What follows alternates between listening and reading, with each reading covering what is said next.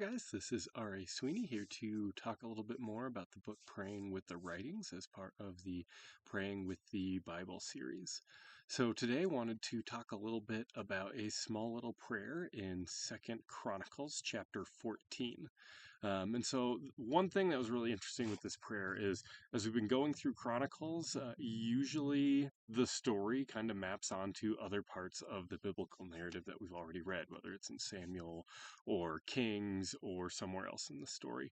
And so we get the story of King Asa in the book of Kings, but we don't get this prayer. So this prayer is a little bit different from it shows a little bit of the difference between Kings and Chronicles, just like, there's nuances in all the parallel passages.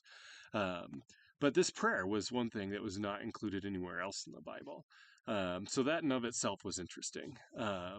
The situation that's going on here is you've got King Asa has this huge army coming up against him that no way can we defeat this army, and they're trying to figure out what to do, and this righteous leader leads God's people in this hopeless situation to just stop what they're doing and start praying. So one thing that came to mind for me was with the story of Samuel leading the people at Eben Ezer, where they all came together and prayed, and God sent a storm that scared away the Philistines. But the story really seemed to parallel a little bit better with the story of Judges, where you've got Barak, who was called to lead God's people against their enemies, and ended up recruiting Deborah to come help out with that because he was afraid and he didn't want to be the leader and he didn't trust God in that.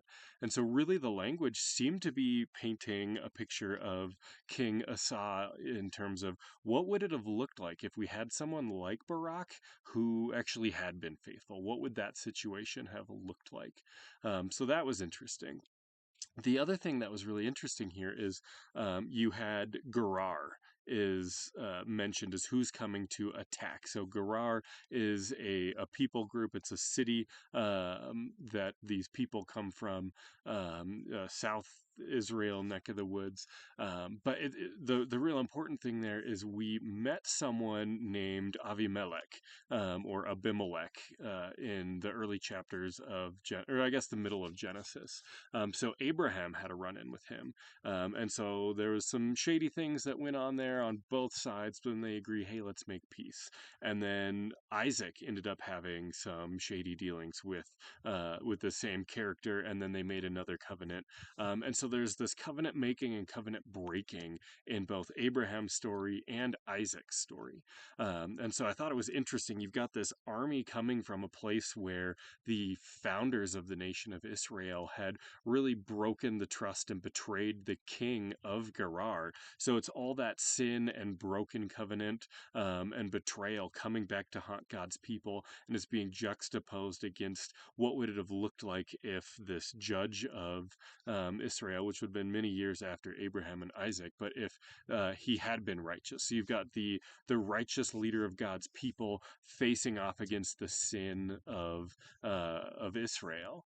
And so it just kind of made a cool situation there, and you can kind of see how the prayer played out in there and how God responded and all of that.